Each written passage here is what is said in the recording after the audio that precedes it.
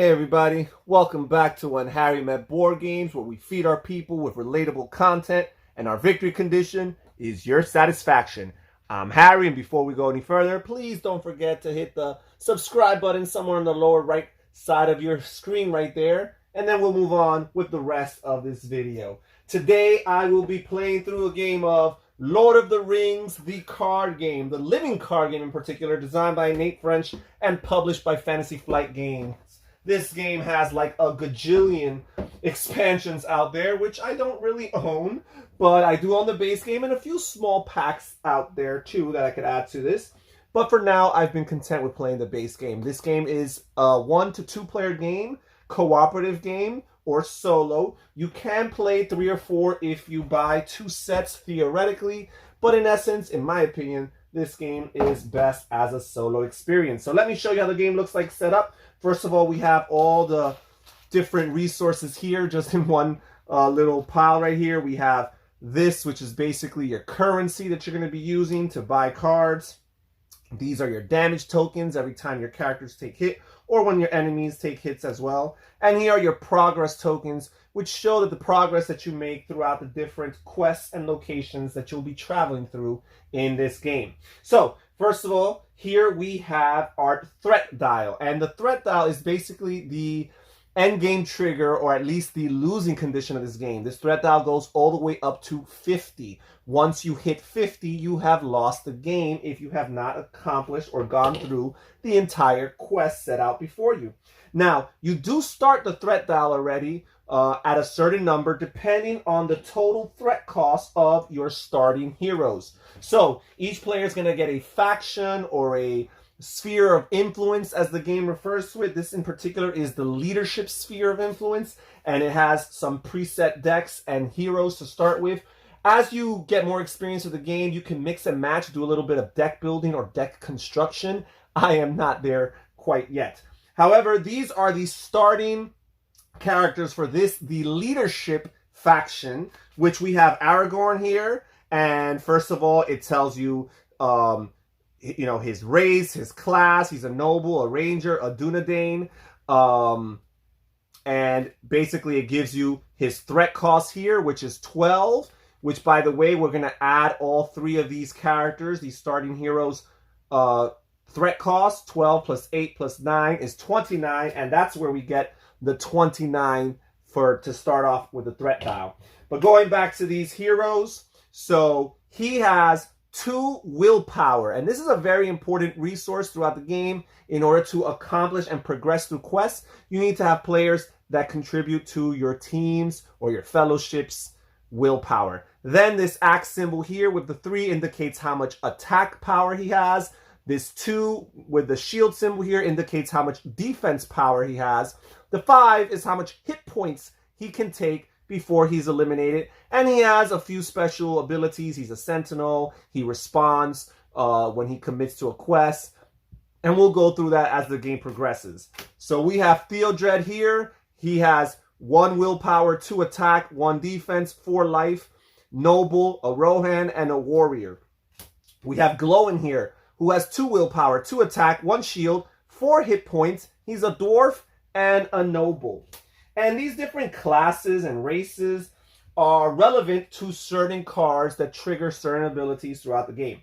So these are your 3 starting heroes. They are not only a great source of willpower and attack and strength for your team, for your fellowship.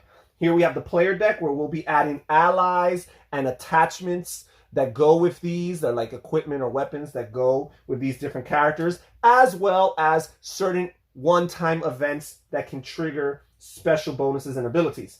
But these guys, not only are they the strongest units, so to speak, in your entire possession, but they're also your source of income, because at the beginning of each turn, you will draw 1 money, so to speak, for each hero that you still have in play. So you want to keep these guys alive as long as possible, because if they were to die, you're not eliminated quite yet. However, if they were to die, not only do you lose guys who provide lots of willpower and attack for your team, but you also lose a source of revenue, which means you'll have less money to use to spend cards, because when you play cards, you need to pay for them.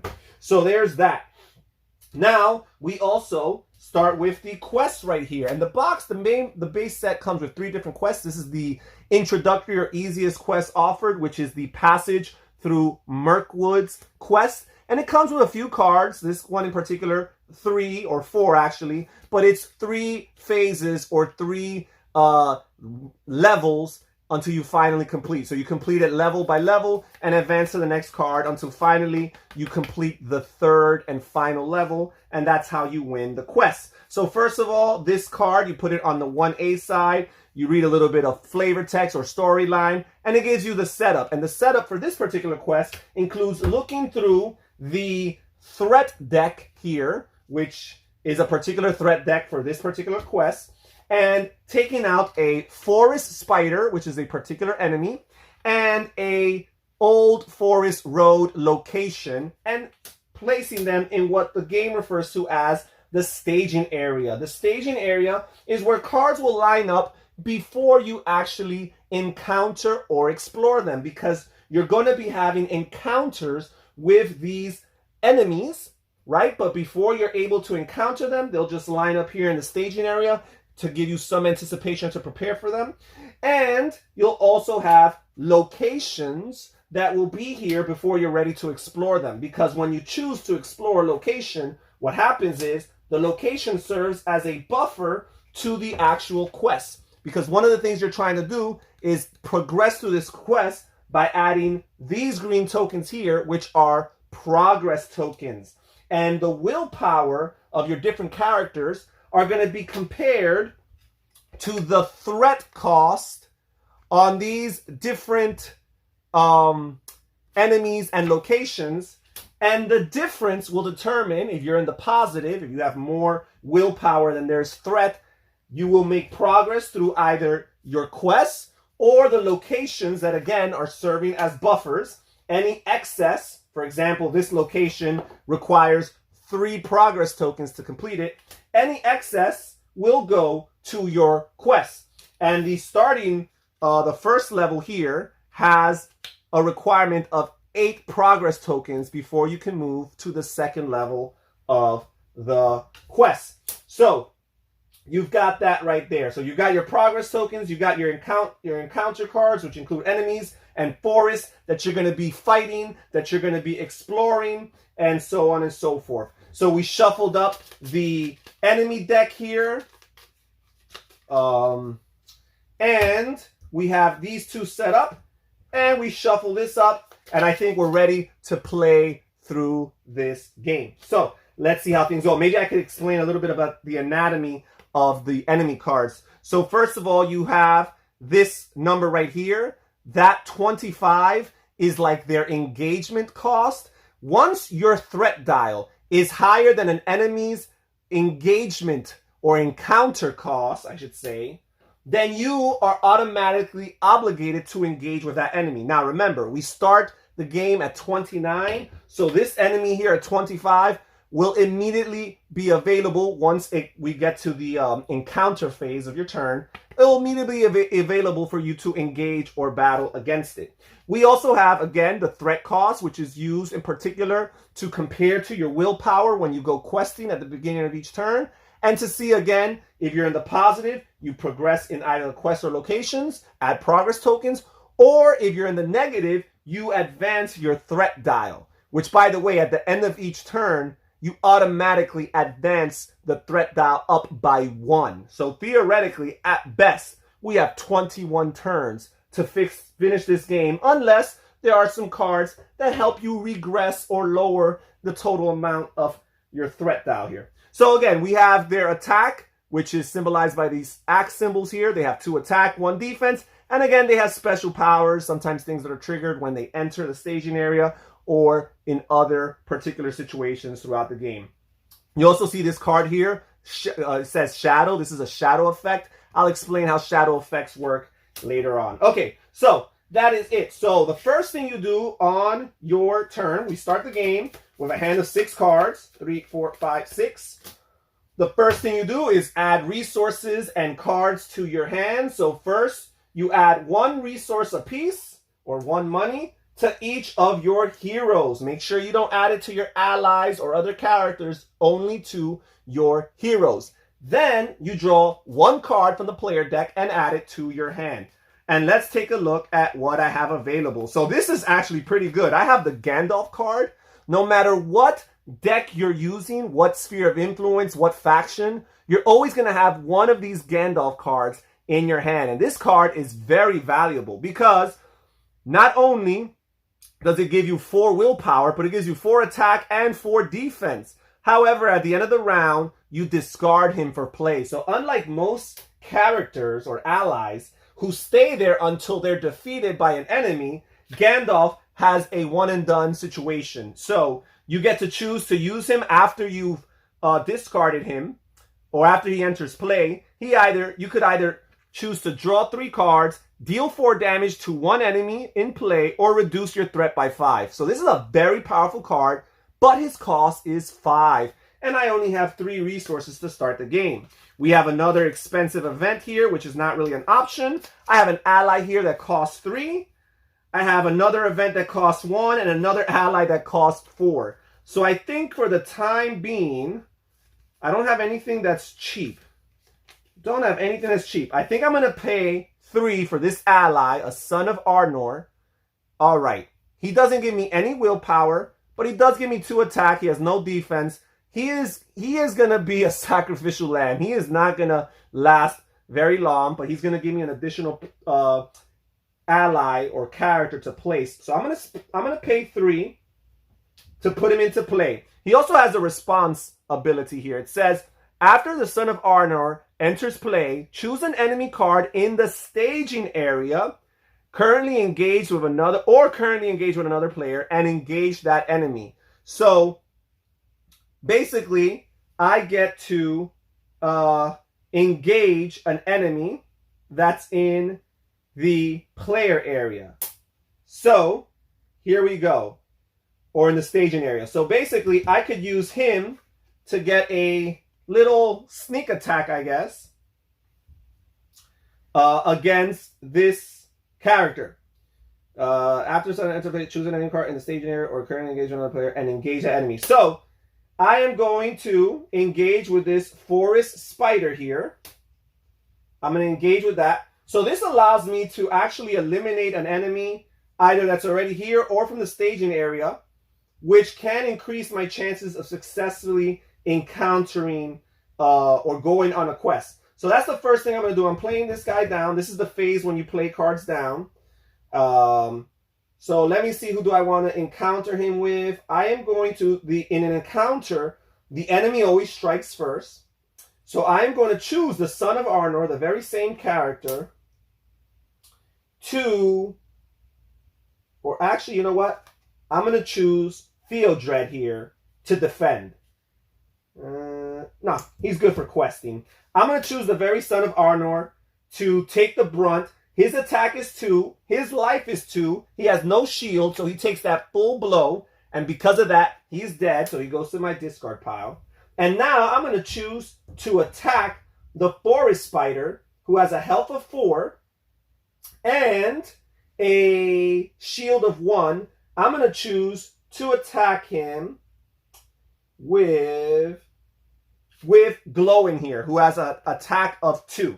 So that's going to deal 1 damage because, again, Glowing's attack is 2, but the forest spiders has 1 defense, right? So I will do that right there. Okay, so now the forest spider is no longer in the staging area because the forest spider has engaged with my characters. So now the staging area only has 1 card in it currently, which increases my chances of successfully going questing, which is the next phase in the round. The first thing you do is you draw resources, then you place down characters and any attachments, and then finally you go questing. And what you do to quest, you tap these cards, you rotate them to the right to indicate that these characters are going on the quest.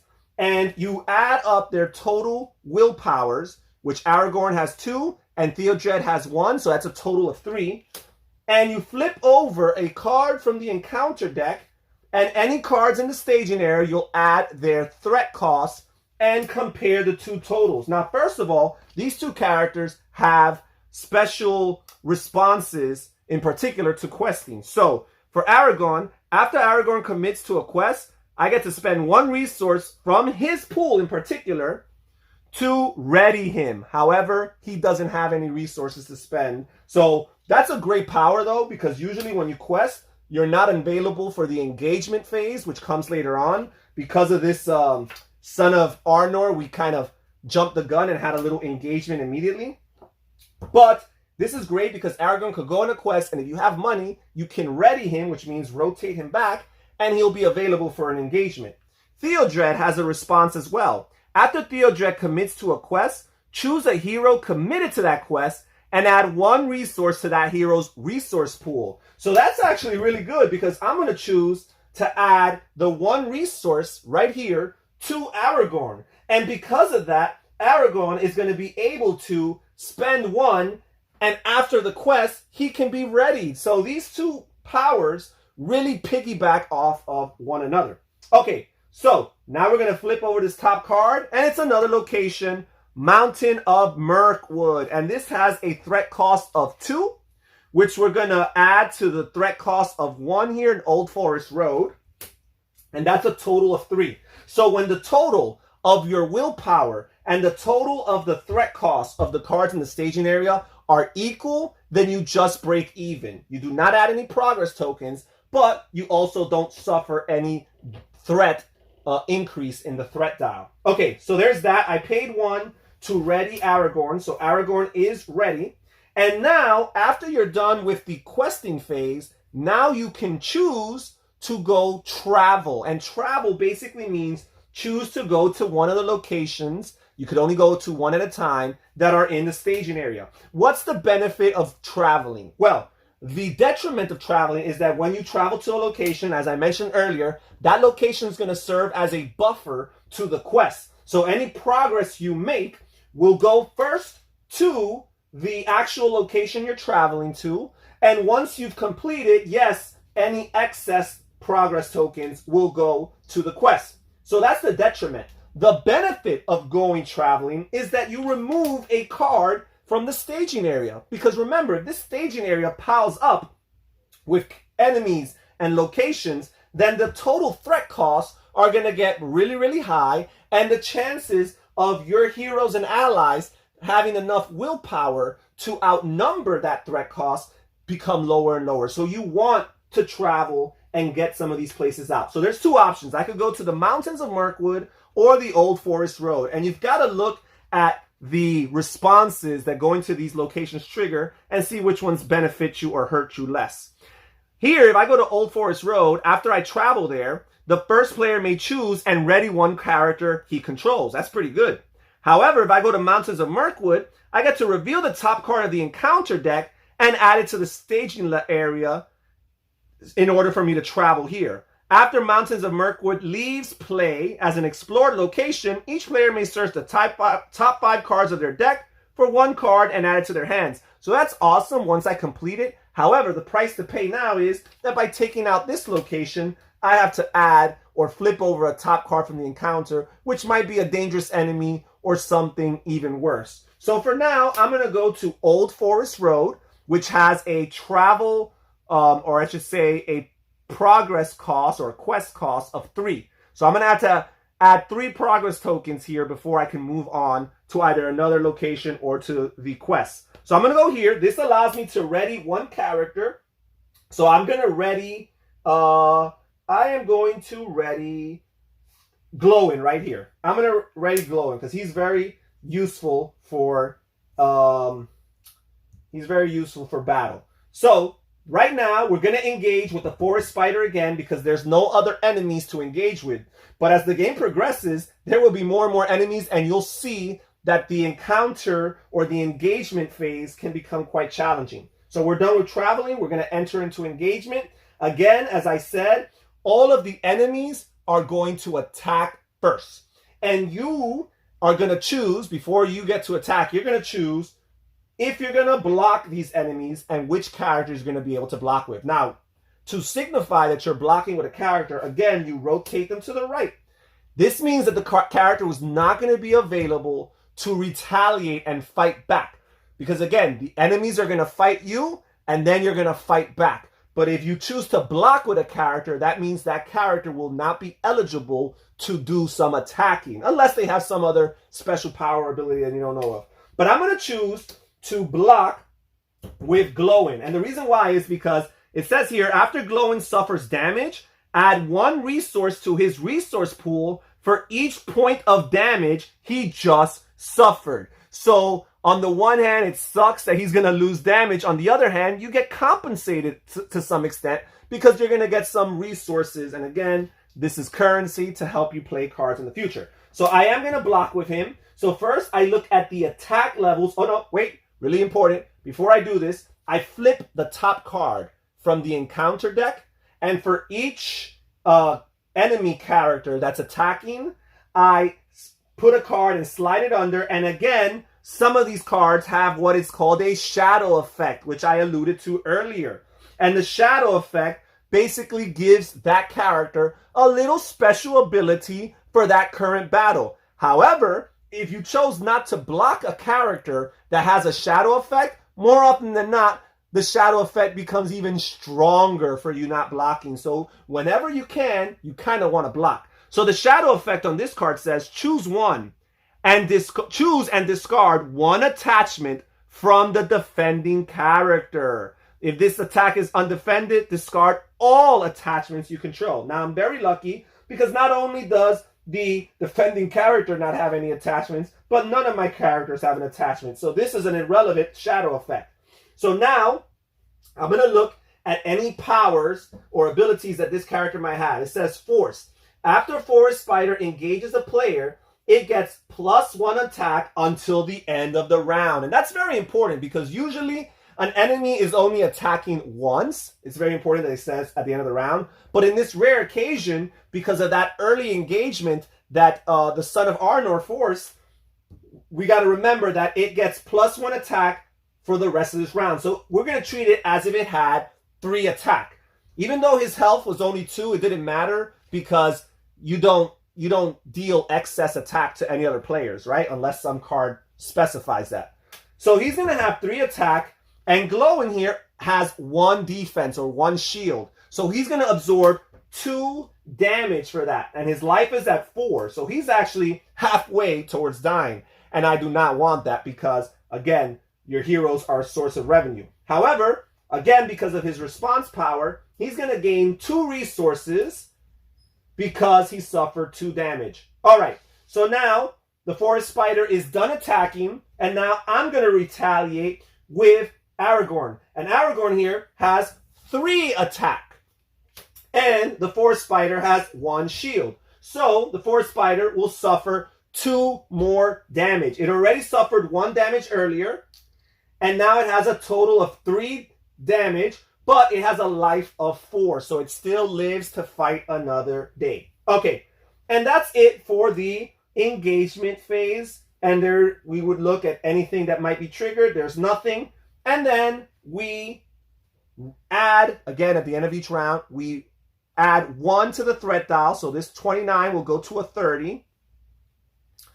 We refresh everything by rotating anything that's been rotated. We discard any shadow effect cards. Any defeated enemies would also be discarded. And we move on with the next turn. And we keep on doing this round after round. I'm going to simulate one more round for those who are curious as to some things that might transpire. So, again, we draw 1 resource token for each of your hero characters. I drew a card. And now we will see what we could do. Now we have the playing of cards phase where I will play this ally here, which is Faramir. He's from Gondor. He's a noble. He's a ranger. And he costs 4, right? So I have 5 resources to spend, which means I could have done Gandalf. You know what, guys? I'm going to play Gandalf. For the sake of you all, I'm going to play Gandalf. He costs 5. So there is that. Again, he's very powerful, very helpful. I get to choose. After he enters play, I either get to draw 3 cards deal 4 damage to one enemy in play, or reduce your threat by 5. I am not gonna do 4 damage to a character because there's only one character in play and he's 1 damage away from losing. So I feel like that's a waste of an amazing power. I'm not gonna draw 3 cards, even though that's very helpful. I'm actually gonna reduce my threat by 5 because that is gonna buy me time. And at the end of the day, time is the most valuable resource I find in this game because this threat dial advances and things speed up before you know it. So I've lowered it from 30 to 25. And now our Gandalf is available just for this round. I'm definitely going to choose to commit Gandalf to the quest because he has 4 willpower. That is very high, and it's very likely that if I commit him to the quest, there's a good chance that he'll be able to defeat the... he'll be able to outnumber, or they'll be able to outnumber the amount of threat. So I'm going to commit him to the quest. Then, let's see what else I'm going to do. I am going to commit Aragorn to the quest. And I'm going to commit Theodred to the quest. And I'm going to leave Glow in here available for potential encounter or engagement. Okay, so that is that. We're going questing. So I've committed Aragorn, Theodred, and Gandalf, who have a total of 7 willpower. As of right now, the staging area has this location, which has 2 threat costs. So we're going to draw 1 card from the encounter deck and see what the total is then. So we have this enemy here, the Dol Guldur Orcs, which have an engagement cost of 10, which means when we get to the engagement phase, they're definitely going to engage with us because, again, if the engagement cost is lower or equal to the threat dial number, and this is much lower, then you will engage with that character. So we're going to add them here. And the total of the location here, the Dol Guldur Orcs, is 4 threat costs. And again, I contributed 7 willpower worth of heroes and allies to the quest. So that's a difference of 3, which is exactly the amount that you need to move past the forest. So now I discard the forest. If I had 1 or 2 more progress tokens to spare, I would have added the surplus to the quest. However, I merely had 3, which was just enough. Now, again, it's the travel phase. I can choose to travel. And again, traveling in this case would mean adding a card from the encounter deck. Which, by the way, I forgot that when Theodred commits to a quest, I get to add 1 to any hero of my choice. I added it to Aragorn. And Aragorn, when he commits to a quest, he could spend 1 after the quest to ready himself. Let me not forget that. So I've got 2 guys ready for battle, but I also have 2 potential enemies. If I go to the mountains of Mirkwood, I'm afraid that another enemy would come and they would have a 3-2 advantage, and I do not want that. So I'm going to choose not to travel. We're going to move on to the engagement phase. And again, we look at any enemies in the staging area whose threat or engagement cost is equal to or lower than your threat dial number, and you add them to the engagement area. Okay, so now, what are we going to do? First of all, these 2 enemies are going to do some attacking before I do any retaliation. Now, what happens is, if you choose to not block an enemy at all,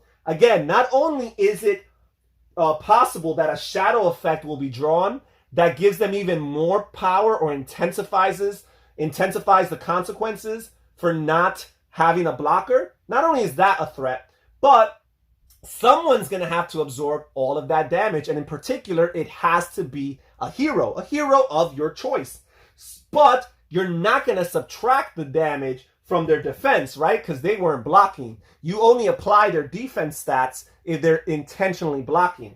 So someone would have to take, in this case, 2 attack, and in this case, also 2 attack altogether. So I am going to choose to, and it could be potentially more with the shadow effects, I'm going to choose to not block, I'm going to choose to not... Oh, wait. Dol Guldur has a special when revealed power. The first player chooses 1 character currently committed to a quest and deals 2 damage to that character. Oh, that's terrible. So I would have had to deal 2 damage to a character. I'm going to deal the 2 damage to Gandalf, actually, because it specifies character. It doesn't say hero. So I'm going to take advantage of the fact that Gandalf is going to leave play after this turn anyways and give him that 2 damage. Lucky me. Poor Gandalf and lucky me. Okay, so I don't suffer that. I'm going to choose to not block the Dol Guldur Orc, but I will block the spider. I might end up regretting that. I will block the spider. In particular, I'm going to block the spider with Aragorn because Aragorn has pretty high defense, right? And I'm going to leave Glowin available to attack and hopefully eliminate this forest spider once and for all. So now again, you draw from the top of the encounter deck 1 card for each enemy that's engaging, and you slide it underneath and see if they have any shadow effects. So I am very lucky because neither one of these has a shadow effect. So there's no additional consequences to be suffered. So let's look. We're going to see what happens. So first of all, the forest spider is being blocked by Aragorn. He has 2 attack. Aragorn has 2 shield. So there is no consequences, no damage taken by Aragorn. However, the Dol Guldur Orc was unblocked. So someone is going to have to take 2 damage all together. And it has to be a hero. It cannot be an ally. So I'm going to let Theodred here take these 2 damage. And because his life is 4, he is still alive. Now it's time for me to retaliate. And what I'm going to do is I'm going to attack with Glowin. Glowin has 2 attack, and he's going to attack the forest spider, who has 1 defense. So the forest spider is going to take 1 damage in total. And that is their 4th damage. So now they are eliminated from the game, and we discard them. And now we remove any of the shadow effect cards that were underneath. And we move on with the end of the round, which includes any refreshing, untapping of characters. In this case with Gandalf, he gets discarded. And you advance your dial, your threat dial by 1. In this case from 25 to 26. And then you proceed and go through the next round following each phase. This is pretty much it. This is pretty much what a game of Lord of the Rings, the card game, is like. It's a very neat and challenging and stimulating puzzle of a game. It really is. Just trying to figure out the best decisions, the best use of your cards. It gives you a little bit of that Magic the Gathering feel, but I also feel like it gives you a little bit of a storyline feel between the flavor text that you find on the different quest cards and sometimes even on the encounter and player deck cards, between the flavor text and just the thought that they put into all the characters in this rich and vast universe and how their different abilities and their different traits and so on and so forth play a role and play a factor in how the game gets played out. I think this game is really, really neat. I haven't even scratched the surface of what's in the base box. And again, there are tons, dozens and dozens of expansions for those who are interested in this living card game. And it truly is that, a living card game, because this card game lives. All right, well, thank you so much for joining us here at When Harry Met Board Games. Thank you for watching this playthrough. I hope it was helpful. Again, don't forget to hit the subscribe button there on the lower right-hand corner of your screen. Show some support. If you like this channel, leave some comments down below as to your opinions of this game. Maybe you've played it, maybe you haven't, maybe you've been on the fence about purchasing this, and this video was helpful towards pushing you over that fence. Thank you guys again. This is Harry from When Harry Met Board Games saying take care, stay safe, stay healthy, and have fun gaming. Bye-bye.